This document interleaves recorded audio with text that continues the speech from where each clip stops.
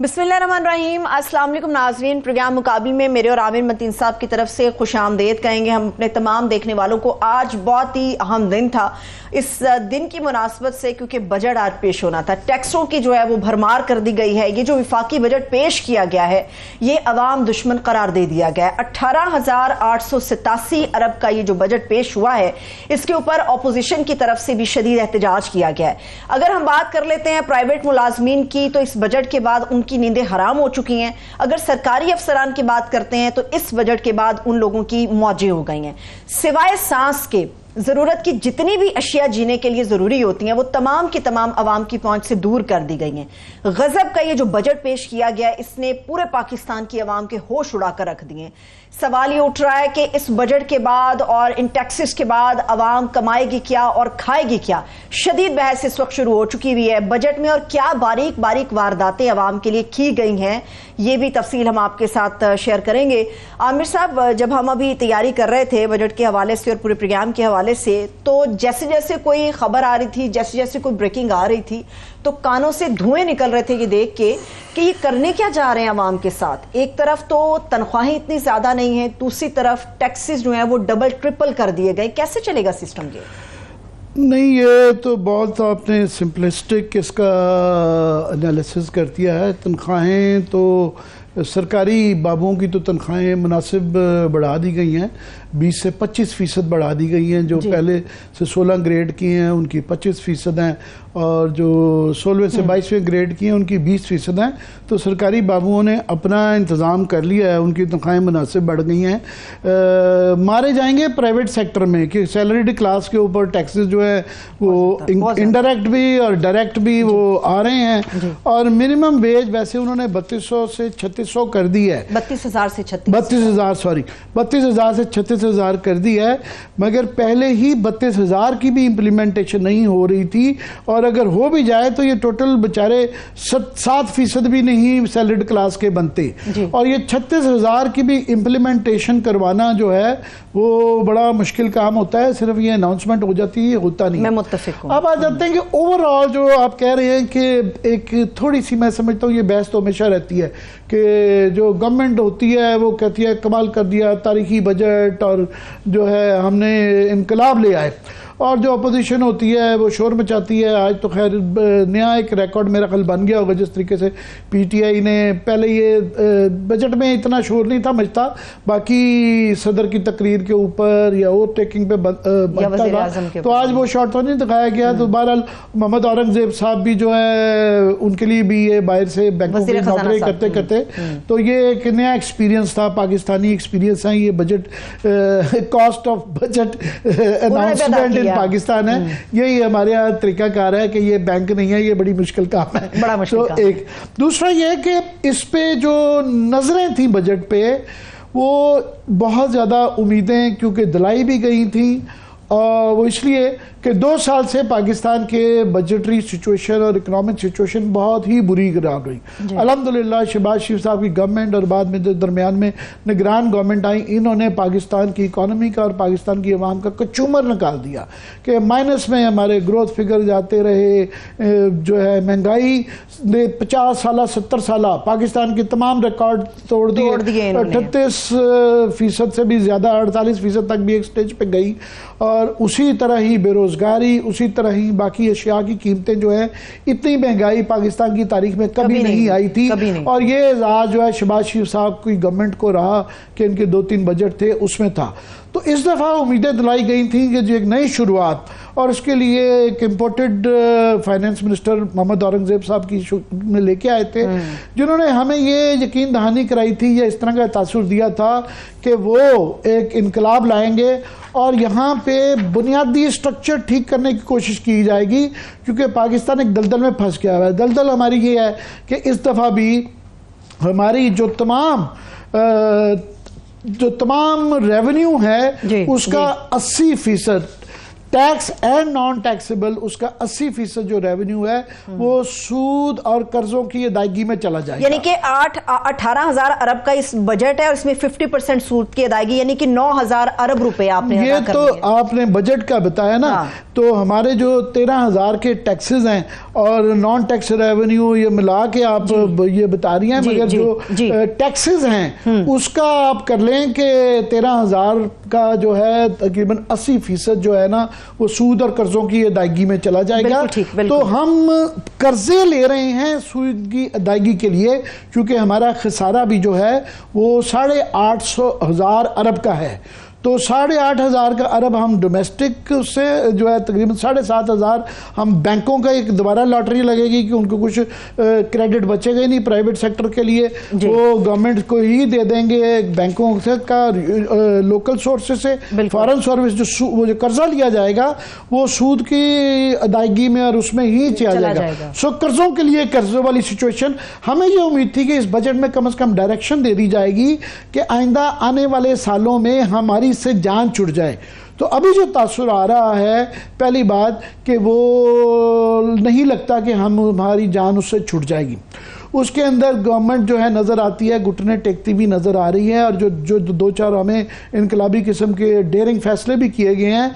ये भी देखना हो अब में और तब में बजट अनाउंसमेंट करने में और बजट पास होने में कितनी चीज़ों पर ये खड़े रहेंगे, क्योंकि क्या जो इन्होंने थोड़ा सा हौसला करके फॉर एग्ज़ाम्पल एक्सपोर्टर्स के ऊपर जो है ना 1 से 40% तक का टैक्स लग सकता है। तो मैं शबर रिजवी साहब को सुन रहा था, वो उनका बड़ा खौफनाक रिएक्शन आया कि मैं 2 बड़ी पाकिस्तान की कंपनियों का डायरेक्टर हूँ, हमसे पूछा भी नहीं गया, बताया भी नहीं गया। तो ये देखना होगा कौन कौन से जो फैसले किए गए हैं पार्शली डेयरिंग, वो भी उस पर बरकरार रहते हैं या नहीं रहते हैं। क्योंकि बुनियादी सवाल ये है कि ये एक बहुत कमज़ोर गवर्नमेंट है, मगर इन्होंने जो कुछ टारगेट्स बहुत ही एम्बिशियस हैं। फॉर एग्ज़ाम्पल जो टैक्सेशन का टारगेट है कि इन्होंने 40% जो है टैक्सेशन बढ़ा दी है कि 9,000 अरब से वो 13,000 तकरीबन जो है ना अरब पे टैक्सेस ले गए हैं, 40% टैक्सेस बढ़ा दिए हैं।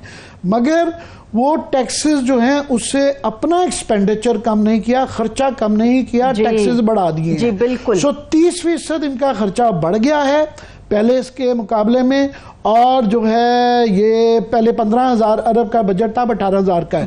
सो 30% खर्चा बढ़ गया है और 40% टैक्सेस बढ़ा दिए हैं पब्लिक के ऊपर। सो सवाल उसके अंदर ये आ जाता है कि जनाब ये आपने साथ में ये ग्रोथ 3.5% की शरह नमू भी आपने लेनी है और इतने टैक्सेस भी लगाने हैं, क्योंकि जब आपने ग्रोथ लेनी होती है तो फिर आप वो जो एक्सपोर्टिंग खास तौर पे या इस तरह के सेक्टर्स होते हैं उनके अंदर कम टैक्सेस होते हैं ताकि वो कंपैटिबल बने और वो एक्सपोर्ट ज़्यादा कर देंगे।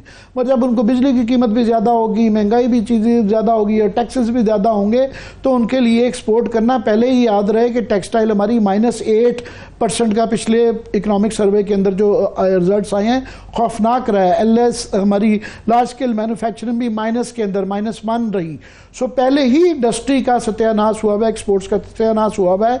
तो इतने ज़्यादा टैक्सेस की मौजूदगी में 3.5% ग्रोथ कोई बहुत ज़्यादा ग्रोथ नहीं है। ये प्रोजेक्शन है, इस दफ़ा 2.38 आई तो ये 3.5 भी कैसे ले पाएंगे, ये एक बहुत बड़ा सवाल है। ठीक है, लेकिन आप ये जो आमिर साहब बात कर रहे हैं ना, आप बड़े कारोबारी अफराद और बड़े बड़े सेक्टर्स के हवाले से बात करें, इस बजट से आपकी बात बिल्कुल दुरुस्त है कि ये लोग तो इफेक्ट होंगे, मगर सबसे ज्यादा जो इफेक्ट होगा वो सैलरीड क्लास तबका होगा।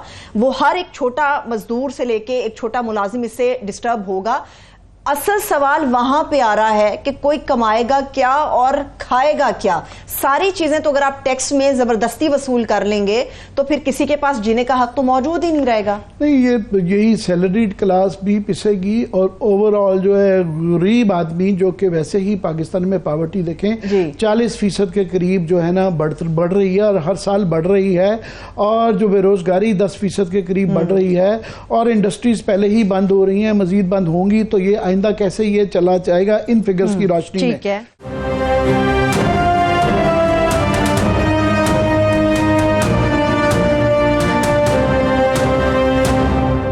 वक्त साबिक वजीर खजाना मिफ्ता इस्माइल साहब ने हमें ज्वाइन किया, बजट के ऊपर हम बहस करें। बहुत शुक्रिया मिफ्ता साहब, थैंक्स सो मच आपके वक्त के लिए। जी आमिर जी, मैं मिफ्ता आपको कल से मैं फॉलो कर रहा हूँ मुख्तलिफ चैनल्स के अंदर, बहुत शॉर्ट आफ्टर जो है ना इस वक्त इकोनॉमिस्ट और एनालिस्ट आप हैं।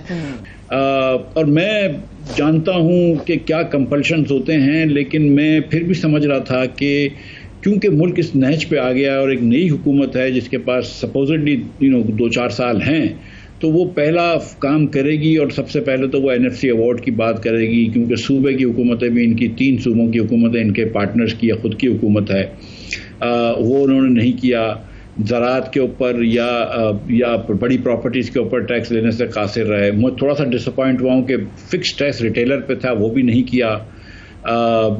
तो फिर जब आपने ये 60% हमारा जो मईशत का शोबा छोड़ दिया है और आप सिर्फ मैन्युफैक्चरिंग और सैलरीड एम्प्लॉयज़ से टैक्स लेंगे, तो फिर वहाँ पर टैक्स बढ़ाना पड़ेगा। इसलिए फिर आपने सैलरीड एम्प्लॉयज़ के ऊपर टैक्स बढ़ाया, इसीलिए आपने फिर छोटी छोटी चीज़ों के ऊपर टैक्स बढ़ा दिया। आपने मैन्युफैक्चरर्स के ऊपर एक 2.25% का टैक्स लगा दिया, which is similar to sales tax retailer के टैक्स की जगह।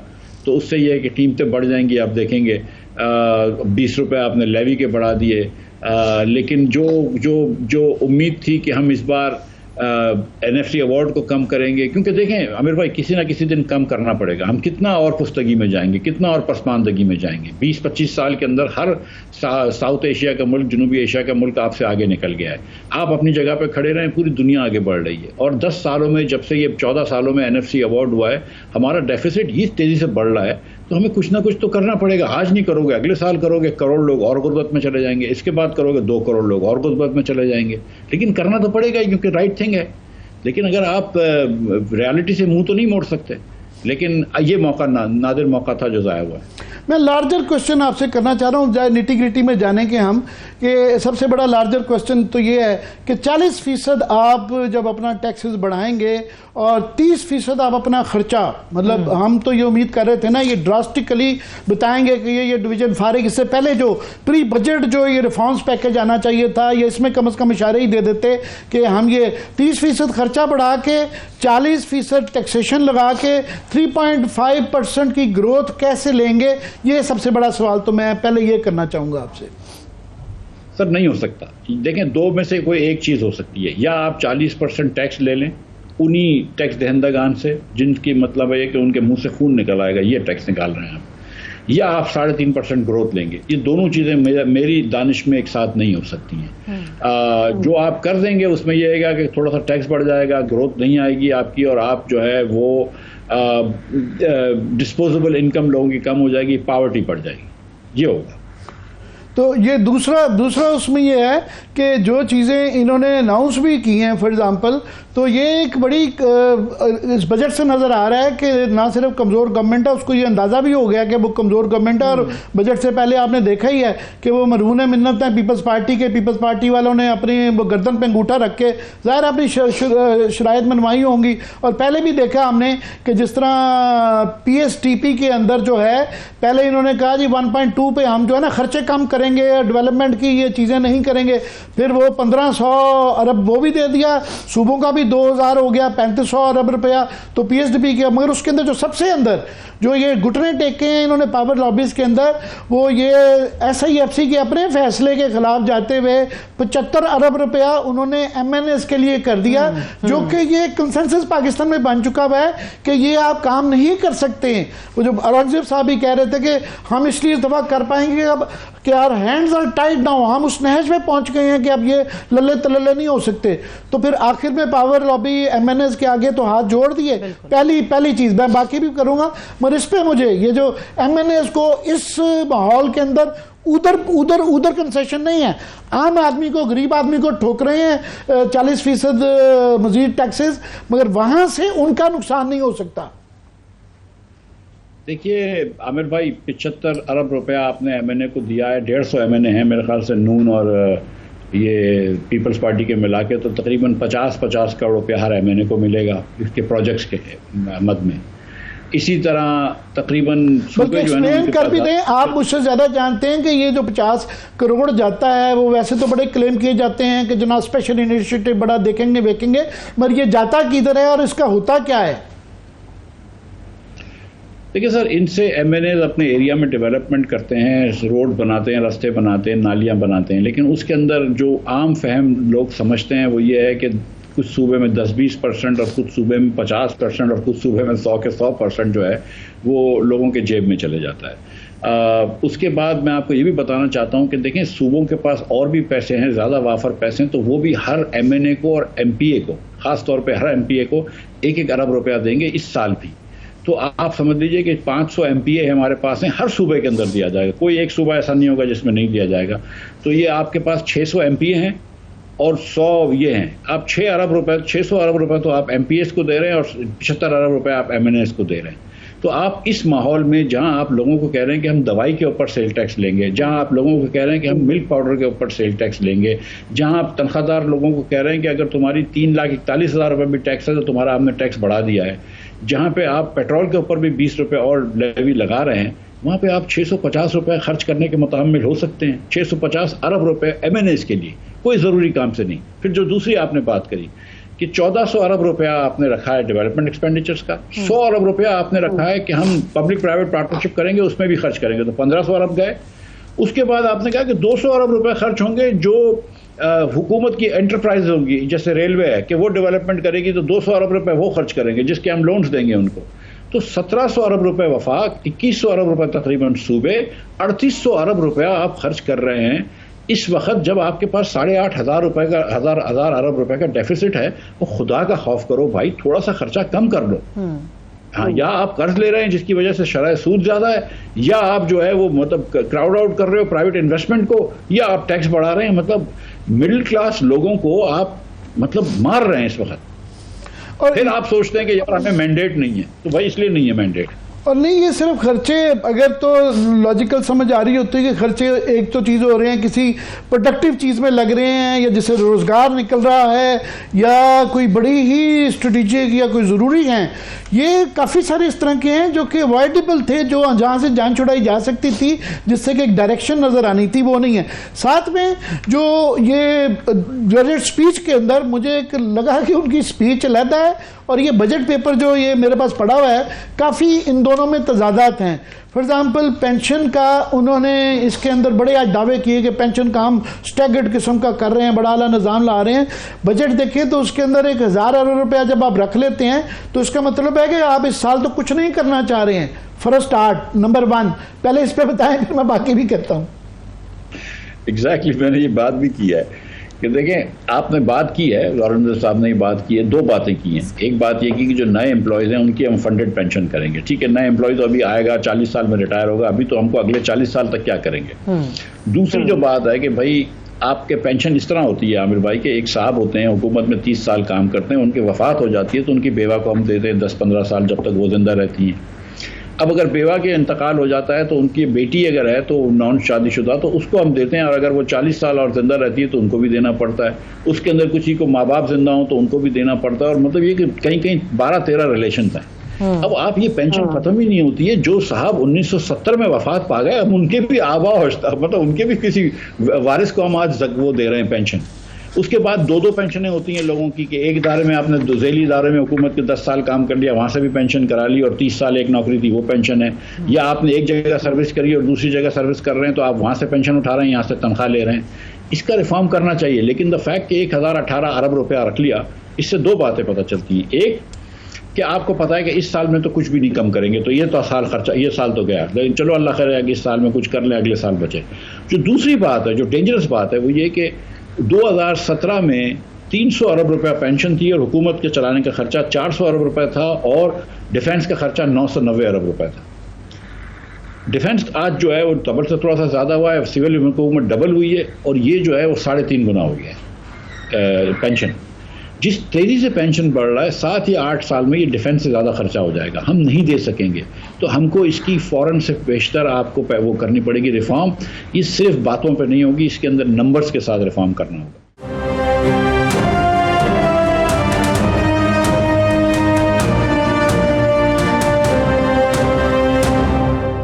सीनियर सियासतदान दानियल अजीज चौधरी साहब ने भी ज्वाइन किया है। बहुत शुक्रिया दानियल साहब, थैंक्स सो मच आपके वक्त के लिए।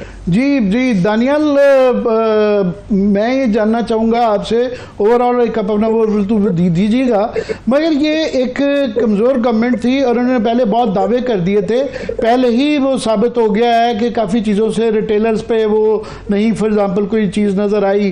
फिर एग्रीकल्चर के हम वो तो मानते हैं कि जनाब वैसे ही बुरा हाल है, मगर जहाँ जिन लोगों को लगाई जा सकती, जिनका मुनाफा था, कोई एग्री उसके अंदर वो भी नज़र नहीं आया, बाकी चीज़ों से भी ये विड्रॉ करते हुए नज़र आए हैं। तो ये क्या अभी ये खर्चा भी है कि ये यहाँ जो अब आया है इसमें से भी पता नहीं क्या क्या कुछ विड्रॉ आएगा? तो your overview of the budget. मेरे ख्याल में जो एक चीज जो गुजर गई है, जो सबसे छुपी रही है, उसकी वजाहत करनी बहुत जरूरी है। देखिए, सब पाकिस्तान को पता था कि ये जून की 7 तारीख को ये बजट पास होना है और मतलब प्रेजेंट होना है, और ये इसका बड़ा चर्चा था, अखबारों में सब कुछ आया। लेकिन उसके बाद क्या हुआ कि ये पता चला कि monetary policy committee state bank की, उसकी मीटिंग होनी है 9 तारीख को, तो ये वक्ता पड़ गया। अब रोज नई खबर आ रही थी कि जी नेशनल इकोनॉमिक काउंसिल की मीटिंग नहीं हो सकी, अब वो रात को होगी, अब वो सुबह होगी, अब चाइना जा रहे हैं, अब आ रहे हैं, वो चले गए हैं जॉर्डन, अब ये होगा, अब होगा। यानी किसी चीज का वो पकड़ा ही नहीं दे रहे थे, almost as if it was pre planned कि हमने किसी तरह मॉनेटरी पॉलिसी कमेटी की जो डेट है वो उसके बाद ही बजट प्रेजेंट करना है। अब आप देखें, ये इन्फ्लेशनरी बजट है, इसमें कोई शक वाली बात नहीं, गवर्नमेंट खुद मान रही है ये बात, और कोई थोड़ी सी इन्फ्लेशन नहीं, इसमें अच्छी बड़ी अच्छी खासी इन्फ्लेशन है, जिसमें जूतों पे, कपड़े पे, कापियों पे, कागज पे, हर चीज पे इन्होंने टैक्स बढ़ा दिया, तो इसका इफेक्ट तो होगा। अब अगर ये बजट आया होता national monetary policy committee meeting से पहले, जो पहले ही कह रही थी कि हम इसलिए रेट नहीं चेंज रहे पिछली वाली रेट सेटिंग में कि पहले हम बजट देख लें, उसके बाद हम फैसला करेंगे कि फिस्कल साइड रिस्पॉन्सिबली एक्ट करती है कि नहीं करती। तो इन्होंने अपने लिए जो इनके सारे कारोबार जो है बैंक के कर्जे से चलते हैं, और उसमें जब 150 बेसिस पॉइंट्स की कम की जाती है सूद की शरह, तो इनके तो अरबों रुपए कमाए जाते हैं और अवाम को उसके बदले में इन्फ्लेशन मिलती है।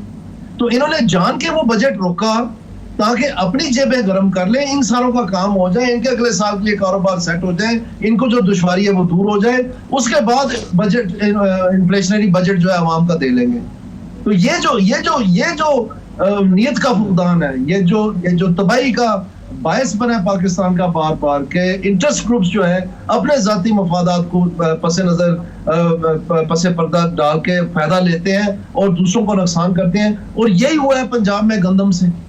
और ये इन्फ्लेशन जो कम की गई है वादा करके 3900 का, बार बार उनको इसरार दिया गया नवंबर से, प्लांटिंग सीजन से पहले कि आपसे हम गंदम इतने में खरीदेंगे, आपसे हम गंदम इतने में खरीदेंगे, आपसे हम गंदम इतने में खरीदेंगे, और बाकी सारों ने खरीदी। बलोचिस्तान ने भी खरीदी, सरहद ने भी खरीदी, सिंध ने भी खरीदी, सिर्फ पंजाब ने नहीं खरीदी। और इसको जो है अपना बिल्ला लगा के बताया जा रहा है कि जनाब हमने बहुत महंगाई के ऊपर कमी कर ली है, और सैकड़ों अरबों रुपए इसमें गंदम की इंपोर्ट में कमाए गए और काश्तकार की तबाही मचाई गई है। अब क्या होगा कि उसकी नॉक ऑन इफेक्ट की वजह से ये कहेंगे अब हम शरह सूद जो है और कम करना चाहते हैं क्योंकि हमने कामयाबी हासिल कर ली है। यानी लोगों का गला काट के ये समझते हैं कि उनकी लाशों के ऊपर से चल के ये झंडे लहराते रहेंगे और हम सारे नारे मारेंगे। ऐसा नहीं होगा, हम देख रहे हैं। जी मिफ्ता में एक तो ये दानियाल का जो पॉइंट है कि वो उनका क्लेम था कि अभी 11.8 पे बड़ी अच्छी बात है कि महंगाई ज़रा कम हो गई है, मगर एक तो हमें उसके फार्मूले के ऊपर एतराज़ रहता है, दूसरा क्लेम तो था कि जी ये मज़ीद सिंगल डिजिट पे ले जाएंगे।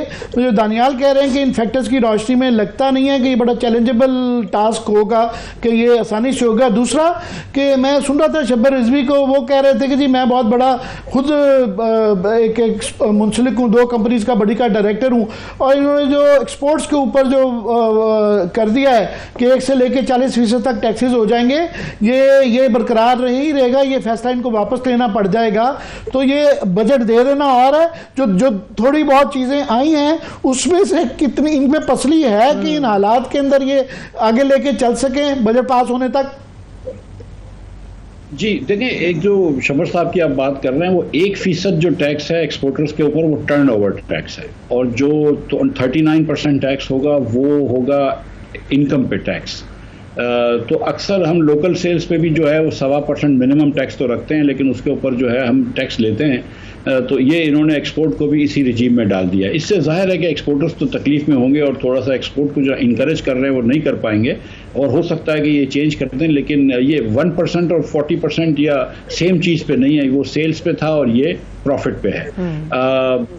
जो दूसरी बात है आमिर भाई, देखें मैं भी हुकूमत में कुछ अरसे रहा हूँ, ये जो 11% का नंबर है ना, इसमें कोई हुकूमत जो है ना ये आगे पीछे नहीं करती है। मैं आपको सच बताऊं, ये नहीं, मैं मिफ्ता ये नहीं कह रहा, मगर एक चैलेंज ये मैं इस ग्राउंड्स पे कह रहा था कि इसका फार्मूला जो बनाया हुआ है ना 164 का जो वेटेज बनाई हुई है, उसके अंदर फॉर एग्जांपल घर के किराया की वेटेज 19 है, बिजली की जो है 4.5 वो है, और 1 है गैस की, तो ये वो है। दूसरा उसकी जो बेस ली गई भी है वो बिजली की फॉर एग्जांपल जो ली जाती है वो 200 यूनिट से नीचे की ली जाती है, और जो कमोडिटी के रेट्स हैं यूटिलिटी स्टोर के लिए जाते हैं, तो वो मिडिल क्लास उसके अंदर जो है ना उसको जिस प्राइस पे लेना पड़ रहा होता है उसकी कई दफ़ा नुमाइश फार्मूले के ऊपर मैं कहता हूँ इतराज़ है मुझे। ये नहीं मैं कह रहा कि गवर्नमेंट्स फज कर रही हैं, इस तरह सोच लेना आमिर भाई कि जो भी कर रहे थे पिछली मरतबा भी ये किया, उससे पिछली मरतबा भी कंसिस्टेंट है, तो इन्फ्लेशन आपको एक ट्रेंड दिखाता है। ये बात आपकी दुरुस्त है कि जाहिर है कि बिजली जो है वो 4% ऑफ आवर कंजम्पशन नहीं होती है। पाकिस्तान के अंदर जो बिजली का जो रेट है, पाकिस्तान में एशिया में कोई भी मुल्क ऐसा नहीं है जिसकी बिजली का bill as a percentage of income इतना हो जितना पाकिस्तान का है। हम सबसे ज़्यादा अपनी इनकम का हिस्सा जो है वो बिजली के बिलों में देते हैं। हिंदुस्तान, बांग्लादेश वगैरह से हम तकरीबन 1.5 गुना से ज़्यादा देते हैं। तो जाहिर है कि आपकी बात दुरुस्त है, और ये 10 साल के बाद जब इसको अपडेट करते हैं जीडीपी को और वेट्स को, तो ये अपडेट कर लेंगे मेरे ख्याल से। मेरी सिर्फ इतनी सी गुजारिश थी कि ये इसमें कोई इंटेंशनल बेईमानी नहीं होती है। ये नंबर 11% का ठीक ही है। देखें ना, हमने पिछले साल देखा था कि इस महीने 38% था, तो वो भी इन्होंने दे दिया था ना कि 38%, और ये नंबर देने से फ़र्क नहीं पड़ता है।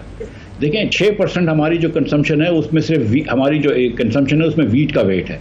अब जब गंदम इतनी सस्ती हो गई है, गंदम जो थी वो 140 की थी, अब 70 की हो गई है, या 80 की गंदम हो गई, आटा हो गया है, तो उसकी वजह से भी काफ़ी रेट इन्फ्लेशन कम आया है।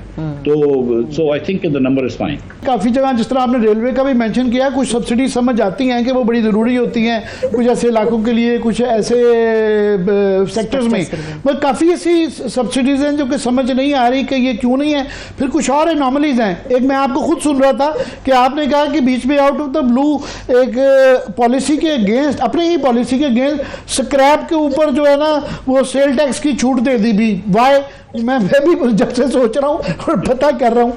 फिर ये हाइब्रिड कार के ऊपर हमारी कोशिश होनी चाहिए कि पेट्रोल हम महंगा लेके आते हैं, उसको इनकरेज करने की भी पूरी दुनिया जो इलेक्ट्रिक कार की तरफ जा रही है, चलो हाइब्रिड से शुरू होकर उधर जाएं, तो ये उसके अंदर वो समझ नहीं आती कि इसका क्या रैशनल है। सो ये नॉर्मली जो मैं कह रहा हूँ ये क्यों हैं?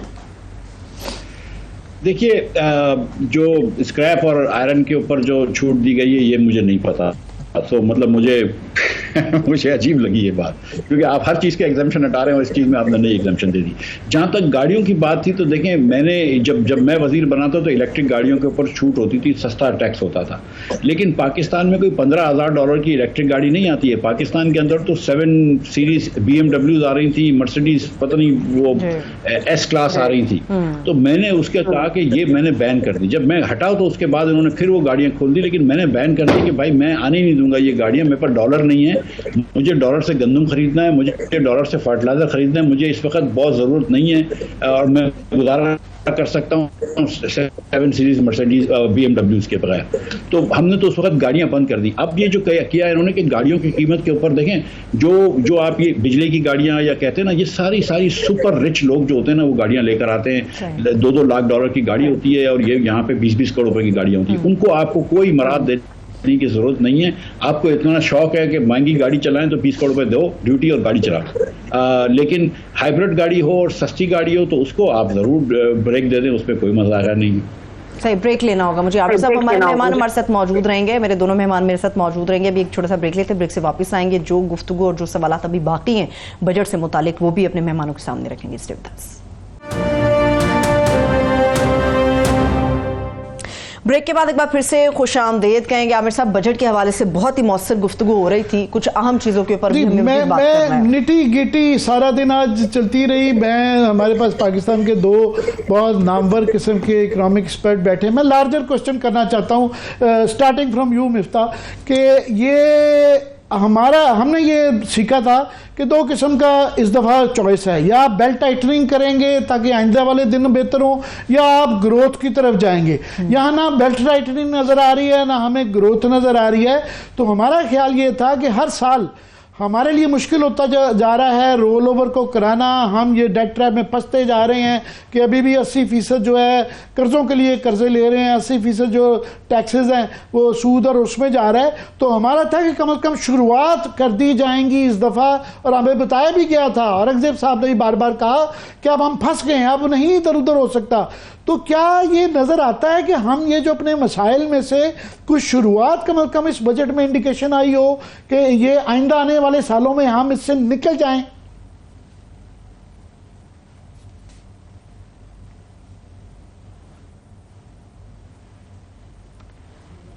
मिफ्ता इस्माइल साहब की आवाज मिफ्ता साहब की जरा ऑडियो चेक कराइएगा। जी आ रही है। मैं अफसोस ये है कि इस बजट से ये इंडिकेशन नहीं आ रही कि हुकूमत को इस बात का इदराक है कि हम कहाँ जाके फंस गए हैं और हमको क्या क्या स्टेप्स उठाने पड़ेंगे इस मुश्किल से निकलने की। अफसोस ये है कि देखें, कोई लॉन्ग टर्म बिल्डिंग नहीं की इन्होंने कि किसी रिफॉर्म की तरफ जाएं या किसी इकोनॉमिक ग्रोथ की तरफ जाएं। आप अभी भी मजीद जो है PSDP का मिसाल के तौर पर हम जो बात कर रहे थे, $3 बिलियन का PSDP पे और फॉरेन लोन लेना पड़ेगा आपको। तो आपको वो भी आइंदा कभी ना कभी वापस करना पड़ेगा। आप अभी भी चाइनीज से बात कर रहे हैं कि यार हमको ML1 का लोन दे दो, वो आपको देगा नहीं तो अच्छी बात है, नहीं तो अगर आपको दे देगा तो 7 बिलियन का आप और लोन ले लेंगे। तो अभी भी हुकूमत को ये बात का इदराक नहीं है कि यार हमको थोड़ा सा अपनी चादर देख के पैर फैलाना होगा और थोड़ा सा पहले फाइनेंसेस ठीक करने होंगे।